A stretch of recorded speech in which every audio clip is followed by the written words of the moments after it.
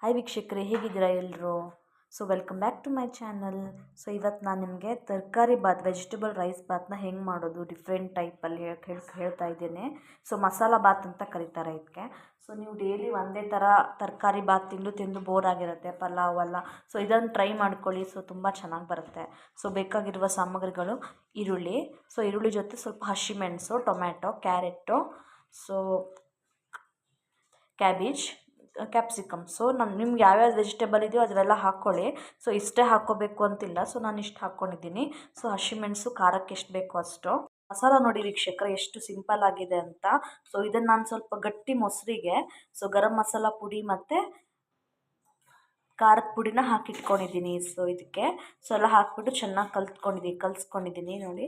ಇದೇ ನೋಡಿ ಮಸಾಲೆ ಬೇಕಾಗಿ. ತುಂಬ ಸಿಂಪಲ್ ಆಗಿದೆ ವೀಕ್ಷಕರೇ. ಒಂದೇ ಥರ ರೈಸ್ ಬಾತ್ ನಿಮಗೆ ತಿಂದು ಬೋರ್ ಆಗಿರುತ್ತೆ. ಇದನ್ನು ಮಾಡ್ಕೊಳ್ಳಿ. ಅಕ್ಕಿನೂ ಕೂಡ ಚೆನ್ನಾಗಿ ತೊಳೆದಿಟ್ಕೊಂಡಿದ್ದೀನಿ. ಹಾಗೆ ಒಂಚೂರು ಕಾಲಿಫ್ಲವರು ಸ್ವಲ್ಪ ಇಟ್ಕೊಂಡಿದ್ದೀನಿ. ಹಾಗೆ ಸ್ವಲ್ಪ ವಟಾಣಿ ಕಾಳು. ಇದನ್ನು ಕೂಡ ಎಷ್ಟು ಬೇಕೋ ರುಚಿಗೆ ತಕ್ಕಷ್ಟು ತೆಗೆದಿಟ್ಕೊಂಡಿದ್ದೀನಿ. ಹಾಗೆ ಇವೆಲ್ಲ ಬೇಕಾಗಿರುವ ಸಾಮಗ್ರಿಗಳು. ಮಾಡೋಣ ವೀಕ್ಷಕರೇ. ಇವಾಗ ನಾವು ಈ ಥರ ಬಿಸಿಗೆ ಇಟ್ಕೊಂಡಿದ್ದೀವಿ, ಎಣ್ಣೆ ಹಾಕಿಬಿಟ್ಟು. ಅದರಲ್ಲಿ ನಾವು ಚಕ್ಕೆ, ಗರಂ ಮಸಾಲ ಸ್ವಲ್ಪ ಹಾಕ್ಬಿಟ್ಟು ಇದು ಮಾಡಬೇಕು. ಸ್ವಲ್ಪ ಹಾಕ್ಬಿಟ್ಟು ತೋಳಿಸ್ಕೋಬೇಕು. ಇವಾಗ ಈರುಳ್ಳಿ ಹಾಕ್ಕೋಬೇಕು ನೋಡಿ ವೀಕ್ಷಕರೇ.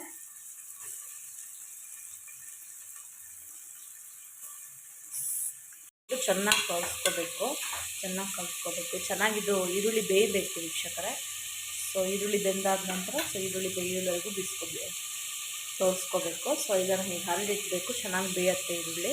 ಆದಮೇಲೆ ಸ್ವಲ್ಪ ಬೇಯ್ತಾ ಇರಬೇಕು ಅಂದಾಗ ಸ್ವಲ್ಪ ಕ್ಯಾಪ್ಸಿಕಮ್ ಹಾಕ್ಕೋಬೇಕು.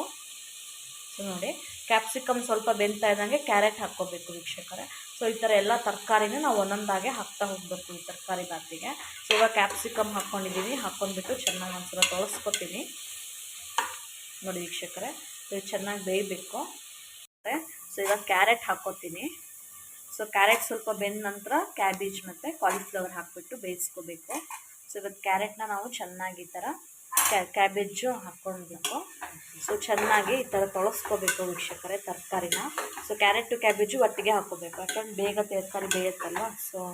ಇವಾಗ ನಾವು ವಟಾಣಿಕಾಳು ಹಾಕ್ಕೋಬೇಕು. ಹಸಿ ವಟಾಣಿ ಸಿಗತ್ತಲ್ಲ, ಆ ಥರ ಅದನ್ನು ಹಾಕ್ಕೋಬೇಕು. ಚೆನ್ನಾಗಿ ಜೊತೆ ಬೇಯ್ದುಬಿಡುತ್ತೆ ಇದು. ಹಾಕ್ಬಿಟ್ಟು ಚೆನ್ನಾಗಿ ತೊಳಸ್ಕೋಬೇಕು ವೀಕ್ಷಕರೇ. ಹಾಗೆ ಇದು ಸ್ವಲ್ಪ ಬೇಯ್ತಾ ಇದ್ದ ಹಾಗೆ ಸ್ವಲ್ಪ ಅದಕ್ಕೆ ಕಾಲಿಫ್ಲವರ್ ಹಾಕ್ಕೋಬೇಕು ನೋಡಿ. ಕಾಲಿಫ್ಲವರ್ ಚೆನ್ನಾಗಿ ಬೇಯ್ತಾ ಇದೆ ನೋಡಿ. ಈ ಥರ ಚೆನ್ನಾಗಿ ತೊಳಸ್ಕೋಬೇಕು ಎಲ್ಲ ವೆಜಿಟೇಬಲ್ಸು ಹಾಕಾದ ನಂತರ. ಸ್ವಲ್ಪ ಹೊತ್ತು ಹಾಗೆ ಬಿಟ್ಬಿಡಬೇಕು, ಸ್ವಲ್ಪ ಬೇಯಬೇಕು ನೋಡಿ ವೀಕ್ಷಕರೇ. ತರಕಾರಿ ಸ್ವಲ್ಪ ಬೆಂದಿದೆ. ಇವಾಗ ಮೊಸರು ಮಸಾಲಾನ ಹಾಕ್ಕೊಡ್ತೀನಿ ನೋಡಿ. ನೋಡಿ ವೀಕ್ಷಕರೇ, ಮೊಸರು ಇದೊಂಥರ ಡಿಫ್ರೆಂಟ್ ಮಸಾಲ.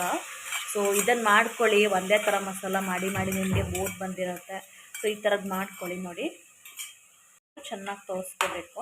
ಮಸಾಲ ಎಲ್ಲ ಚೆನ್ನಾಗಿ ತರಕಾರಿಗೆ ಇಟ್ಕೋಬೇಕು. ಈ ಥರ ಚೆನ್ನಾಗಿ ತೊಳಸ್ಕೋಬೇಕು ಮಸಾಲ ವೀಕ್ಷಕರೇ. ಇದು ಚೆನ್ನಾಗಿ ಬೇಯ್ತಾ ಇದೆ ಮಸಾಲ ಎಲ್ಲ.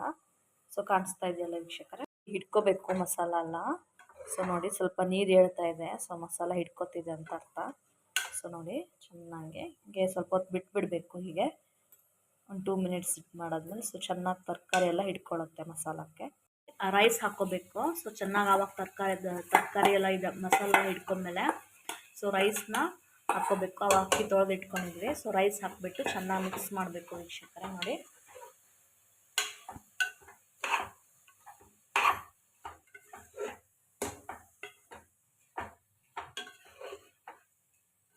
ಅಕ್ಕಿಗೆ ಸಾಕಾಗೋಷ್ಟು ಸ್ವಲ್ಪ ನೀರು ಹಾಕ್ಕೋಬೇಕು.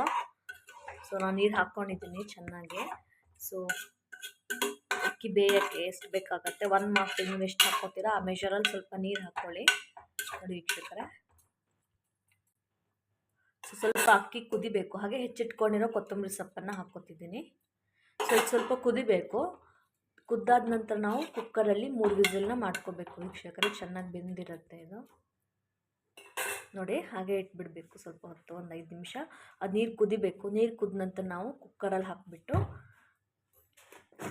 3 ವಿಸಿಲ್ ಉಪ್ಪು ರುಚಿಗೆ ತಕ್ಕಷ್ಟು, ಹಾಗೆ ಸ್ವಲ್ಪ ಸಕ್ಕರೆ ಕೂಡ ಹಾಕ್ಕೋಬೇಕು ನೋಡಿ. ಉಪ್ಪು ನಾವು ಎಷ್ಟು ರುಚಿಗೆ ಎಷ್ಟು ಬೇಕೋ ಅಷ್ಟು ಉಪ್ಪು ಹಾಕ್ಕೊತಿದ್ದೀನಿ.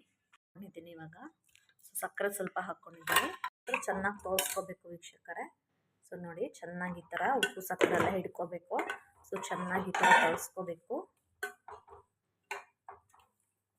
ನೀರು ಕುದೀತಾ ಇದೆ. ಸೊ ಸ್ವಲ್ಪ ಕುದಿ ಬರ್ತಾ ಇದೆ, ಒಂದು ಕುದಿ ಬಂದಿದೆ. ಸೊ ಇವಾಗ ಒಂದು ಕುದಿ ಬಂದಮೇಲೆ ನಾವು ಕುಕ್ಕರ್ ಮುಚ್ಚಳ ಹಾಕ್ಕೊಂಡು ಸೊ 3 ವಿಸಿಲ್ನ ಕುಗ್ಸ್ಕೋಬೇಕು. ಸೊ ನಾವು ಇದಕ್ಕೇನು ಟೊಮೆಟೊ ಹಾಕೋದು ಬೇಕಾಗಲ್ಲ ಅಥವಾ ಲಿಂಬೆ ರಸ ಏನು ಬೇಕಾಗಲ್ಲ ಇದಕ್ಕೆ, ಬಿಕಾಸ್ ಆಲ್ರೆಡಿ ಮೊಸರು ಹುಳಿ ಇರೋದ್ರಿಂದ. ಸೊ ಮತ್ತು ಹುಳಿ ಅಂಶಕ್ಕೆ ಮತ್ತೇನು ಲಿಂಬೆ ರಸ ಹಾಕೋದು ಬೇಕಾಗಲ್ಲ. ಸೊ ಮೊಸರು ಮಸಾಲೆ ಆಗಿರೋದ್ರಿಂದ. ಸೊ ನೋಡಿ ಕುದೀತಾ ಇದೆ. ಸೊ ಇವಾಗ ನಾವು ಕುಕ್ಕರ್ನ ಕ್ಲೋಸ್ ಮಾಡಿಕೊಂಡು 3 ವಿಸಿಲ್ನ ಹಾಕ್ಕೋಬೇಕು. 3 ವಿಸಿಲ್ ಕುಗ್ಸ್ಕೋಬೇಕು.